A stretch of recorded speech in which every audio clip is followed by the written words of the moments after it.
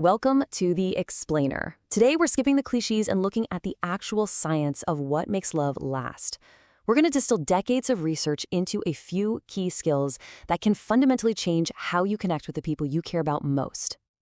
So what's the real secret to a lasting relationship? Is it just, luck? Chemistry? Well, relationship science tells a totally different story. It suggests that a happy partnership isn't magic. It's actually a set of skills. Skills that you can learn. For this explainer, we're using a guide. Our foundation is one of the most comprehensive books on the topic, Roland S. Miller's Intimate Relationships. It pulls together thousands of studies to give us a clear map of how human connection really works. So, let's start with that map. Okay, first things first, we need a roadmap, a way to see the big picture of how pretty much any partnership operates. I want you to think of every relationship as a journey through 4 distinct but totally connected territories. This slide right here, this lays out a universal framework. According to all the research, every single relationship moves through these 4 key areas. It all starts with that initial spark, right? Attraction. Then it's built through the daily exchange of communication. It gets deeper with growing interdependence, as your lives start to merge. And inevitably, it will always face conflict. Understanding this map helps us see exactly where we are and what skills we need to work on. Now, while all 4 of those are important, today we're going to deep dive into the 2 that the research consistently shows have the absolute biggest impact on whether a relationship survives and thrives. And those are communication and conflict. If you can get these 2 right, you've built a seriously strong foundation. We're going to start with communication. And you know this feeling, we've all been there. You say something that you think is perfectly clear, but your partner hears something completely different. This isn't just some random frustration, it's a real documented phenomenon in relationship science. The book actually has a name for this. It's called the interpersonal gap. It's that space between the message you intended to send and the message your partner actually receives. And that gap, well, it's the source of countless misunderstandings, from tiny daily annoyances to major blow-up arguments. And this is why that gap is such a huge deal. A landmark study found something fascinating.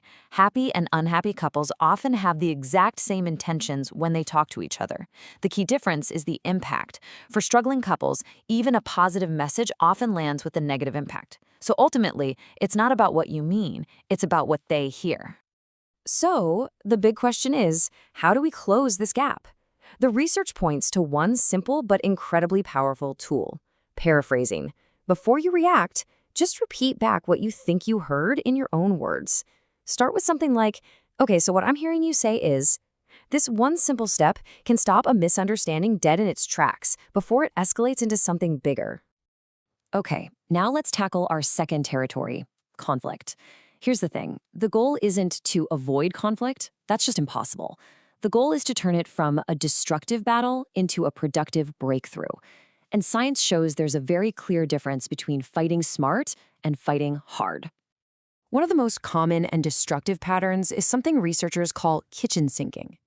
This is when you start arguing about one thing, say an overdrawn bank account, and suddenly you're also arguing about their mother and their drinking habits and that thing they did 3 years ago. You throw everything into the fight, but the kitchen sink. This slide just lays out the difference perfectly. A dysfunctional fight attacks a person's character. You are such a slob. A skillful conflict, on the other hand, focuses on a specific behavior. I feel annoyed when you leave the wet towel on the floor. You see the difference? The first one attacks the person. The second one attacks the problem.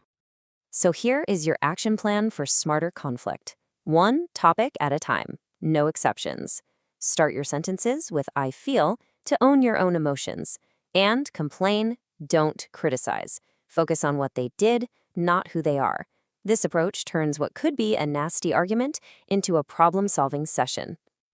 All right, let's bring it all together. Here is a super simple, actionable playbook that seriously you can start using tonight.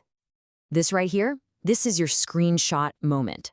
2 of the biggest relationship challenges and 2 of the most effective science-backed tools to solve them.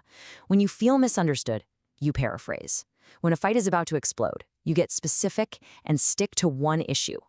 These 2 skills alone can fundamentally change the whole dynamic of your partnership. You know, the biggest takeaway from all this research is pretty simple. A great relationship isn't something you find, it's something you build. And you now have 2 of the most important tools from the scientific blueprint. The only question is, which one will you use first?